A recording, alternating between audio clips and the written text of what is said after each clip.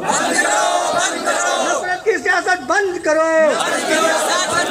उपासना अधिनियम बिल 1991 लागू करो। उपासना अधिनियम बिल 1991 लागू करो। इंसाफ दो, इंसाफ दो, के पीड़ितों को इंसाफ दो। वो उसकी अपनी राय है जिसकी पुष्टि नेशन न्यूज इंडिया नहीं करता। धन्यवाद। आप सभी को मेरा नमो बुद्धाय, जय भीम, जोहार, आदाब, सत श्री अकाल, नमस्कार। साथियों, बातें आपके सामने आदरणीय सफी साहब ने और आदरणीय उबैदुल्लाह आजमी साहब ने, लालमणि साहब ने सब रख दी। उनको दोहराने का कोई कारण मैं नहीं समझता,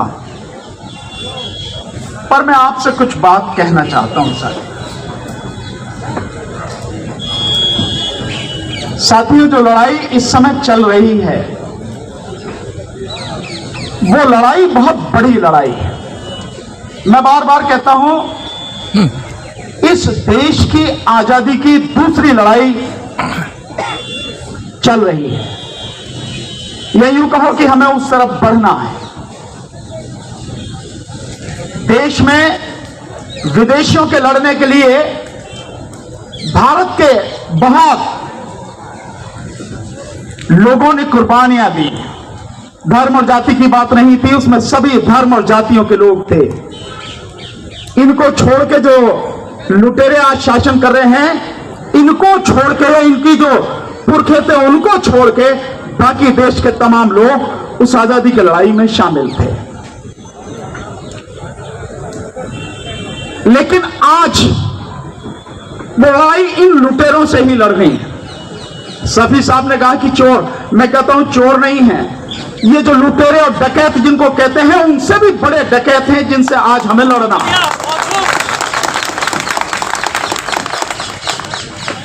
और कितने झूठे और मक्कार हैं, इसका अंदाजा सिर्फ इस बात से लगाएं आप कि परसों संसद में इस देश के, या यूं कहो कि दुनिया के सबसे झूठे व्यक्ति जो दुर्भाग्य से भारत का प्रधानमंत्री है, उसने 1.5-2 घंटे बोला। और उसने क्या बोला? 11-12 संकल्प उसने गिनाए, पर एक संकल्प जिससे शुरुआत उसने की, मैं उसके विषय में बताता हूं। उसने कहा कि भ्रष्टाचार के विषय में, करप्शन के विषय में जीरो टॉलरेंस, यानी कोई उसके विषय में बर्दाश्त नहीं किया जाएगा। हां, बर्दाश्त नहीं किया जाएगा कि कोई भ्रष्टाचार के विषय में बोले और मोदी को कोई भ्रष्टाचारी कहे, यह बर्दाश्त नहीं किया जाएगा। मतलब वो व्यक्ति इस बात को कह रहा है जो छटा हुआ बेईमान और भ्रष्टाचारी। इलेक्टोरल बॉन्ड के माध्यम से ईडी और सीबीआई और इनकम टैक्स डिपार्टमेंट कोई भी मुकदमा, कोई भी अपील किसी भी अदालत में नहीं की जाएगी और किसी अदालत को कोई अधिकार नहीं होगा इस पर सुनवाई करने का। बावजूद उसके आपने देखा जो हाल चल रहे हैं। जहां तक आप वक्फ कानून में संशोधन की बात है, मेरा मोदी से की बात कहना, हालांकि वो बेशर्म व्यक्ति है, उससे कुछ भी कहने का कोई अर्थ नहीं है, पर फिर भी अगर उसे वाकई में जो है मतलब ये संशोधन करने की, बदलाव करने की बड़ी एक इच्छा है, बड़ा लालायित रहता है वो। कभी जो मुस्लिम समाज के जो कानून है, वो महिलाओं के ऊपर जो कानून था, 3 शादियों के ऊपर जो कानून था, वो जो 3, उसको जो अगर आपको वाकई में कानून में संशोधन करने हैं तो एक कानून ऐसा बनाओ कि इस देश का प्रधानमंत्री अगर एक शब्द भी झूठ बोले उसे फांसी पर लटका दो। एक कानून ऐसा बनाओ ना, बनाओ ऐसा कानून। एक कानून आप ऐसा बनाओ कि जितने भी भ्रष्टाचारी हैं उनको सड़क पे खड़ा करके AK-47 में लेकर उड़ा दो। बनाओ ऐसा कानून अगर तुम में हिम्मत है तो। नहीं बनाएंगे, नहीं करेंगे, क्योंकि सारे लुटेरे हैं। पर मुस्लिम समाज से संबंधित कानून बनाएंगे। वक्त कानून में संशोधन करेंगे। और जो आपने कहा केवल आपकी बात नहीं है संशोधन करके कि दूसरे धर्म का आना चाहिए, यह संविधान का खुला उल्लंघन है।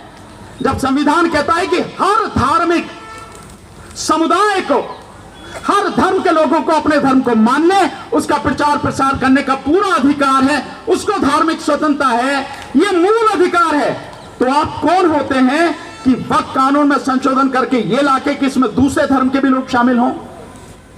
लेकिन ये इनकी कोई नई बात नहीं है।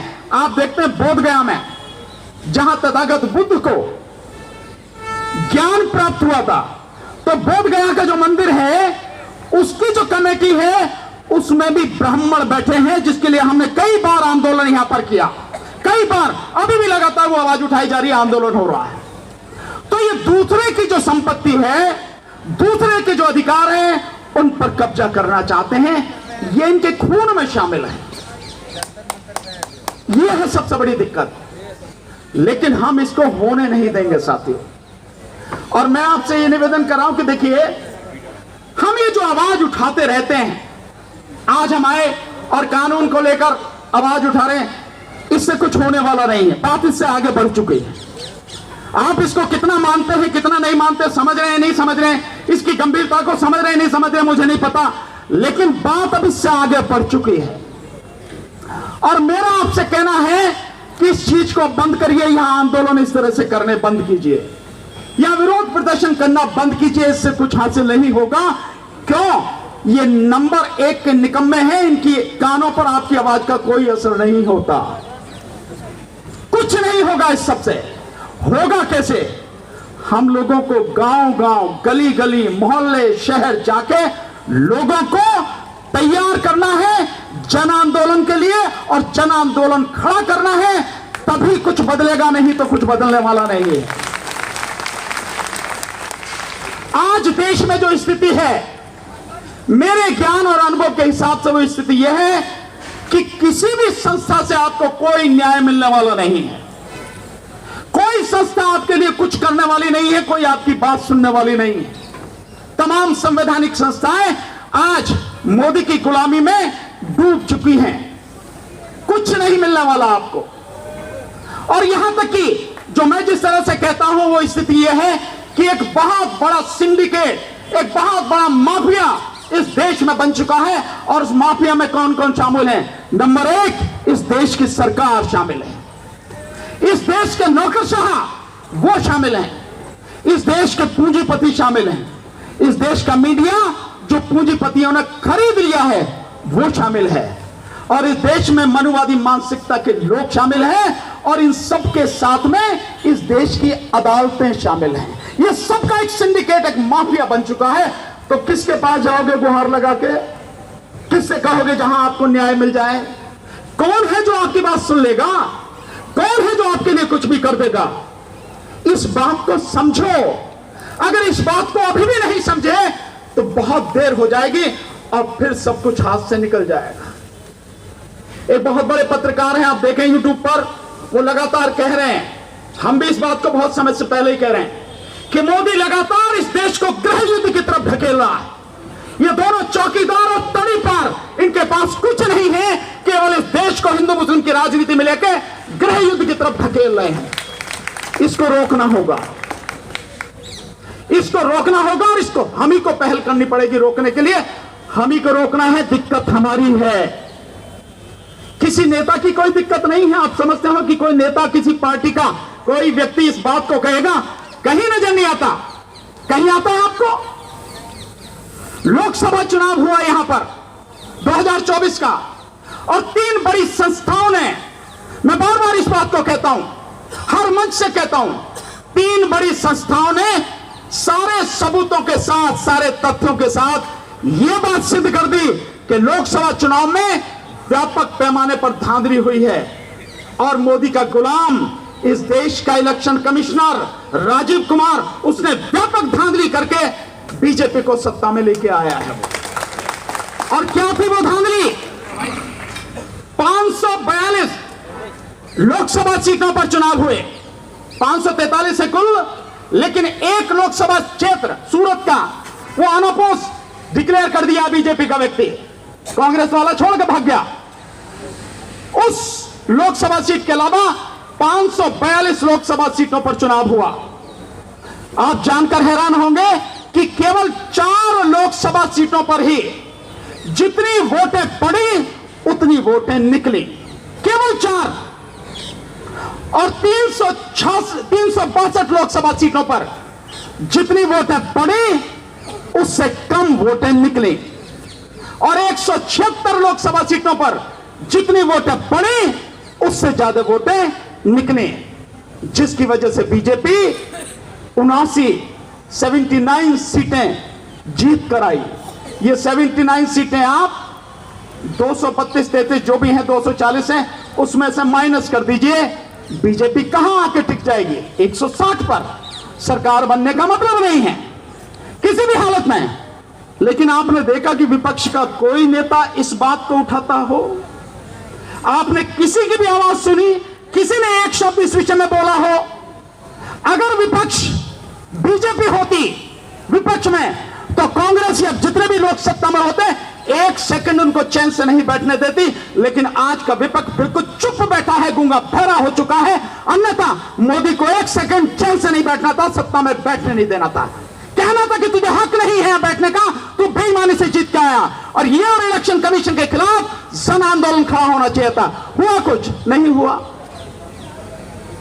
इसके बाद में केवल इतनी चीजें नहीं, और कितना हुआ?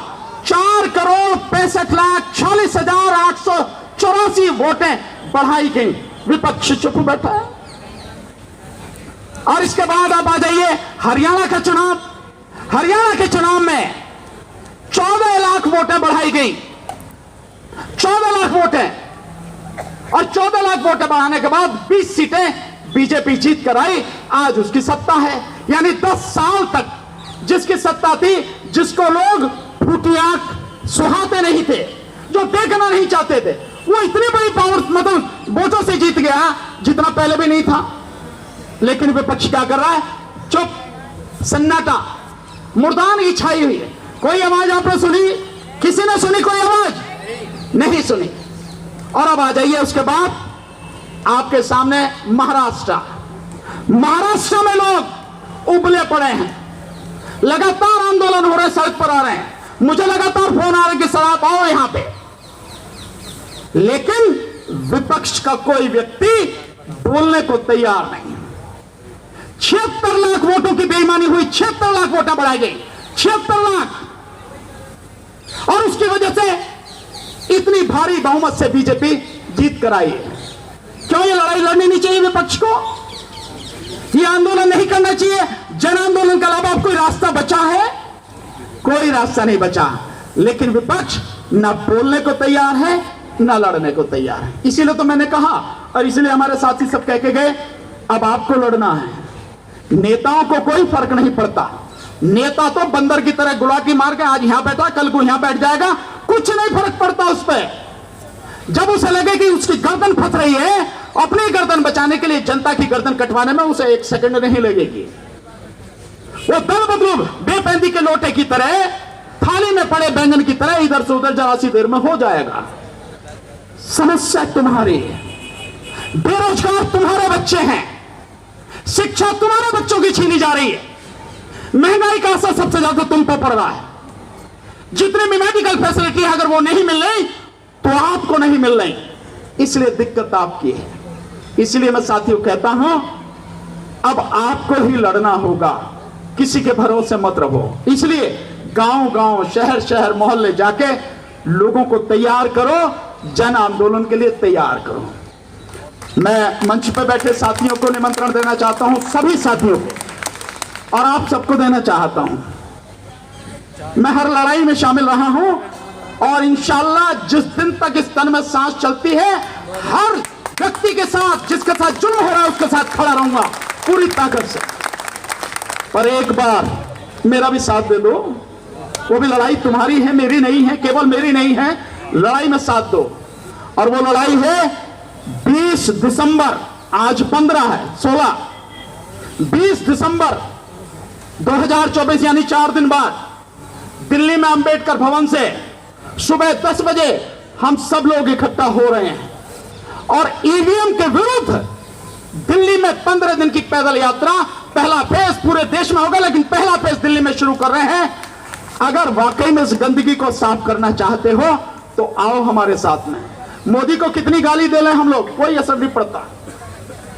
इतना पक्का घड़ा हो चुका है, एक बूंद उसके अंदर नहीं जाती, कुछ फर्क नहीं पड़ता।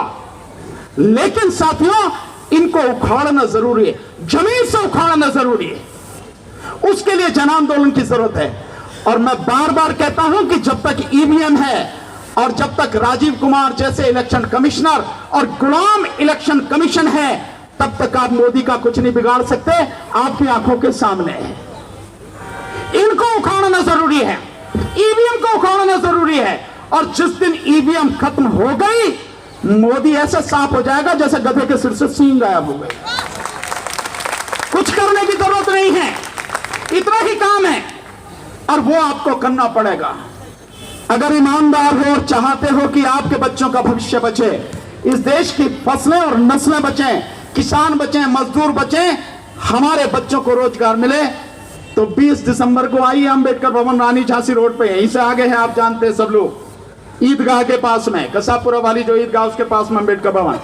10 बजे आइए, वहां से शुरू करेंगे और आजादी की लड़ाई वहां से शुरू करेंगे और बिगुल बजाएंगे। और तब तक नहीं रुकेंगे जब तक इस गंदगी को पूरी तरह से साफ नहीं कर देंगे। साथियों, मेरा इतना ही आपसे कहना है। साथियों, मेरी बात पर ध्यान दीजिए, आप आए, मैं हमेशा शफी साहब आपके साथ में, एसडीपीआई के साथ में, और इस देश के तमाम वो जो मजलूम लोग हैं जिनकी कोई नहीं सुनता, जिन पर अत्याचार हो रहे हैं, उनके साथ में हूं। लेकिन सिर्फ एक बात कह के अपनी बात खत्म करूंगा। ध्यान रखिए, ये जो सब कुछ हो रहा है, चाहे संभल का मामला हो, चाहे फिर बदायूं में हुआ हो, और चाहे अजमेर शरीफ की दरगाह का मामला हो, और जितने भी सारी चीजें हो रही हैं, ये केवल और केवल जो मुख्य लड़ाई है, उस मुख्य लड़ाई से, मुख्य मुद्दों से ध्यान भटकाने की एक घिनौनी साजिश है। इस जाल में मत फंसना। अगर यहीं फंस के रह गए तो असली लड़ाई भूल जाओगे और फिर इस गंदगी को साफ नहीं कर सकोगे। बहुत बहुत शुक्रिया, आपने मुझे बुलाया, समय दिया, सम्मान दिया। नमो बुद्धाय, जय भीम, जोहार, आदाब, सत श्री अकाल। इंकलाब जिंदाबाद, जिंदाबाद, जिंदाबाद, इंकलाब जिंदाबाद।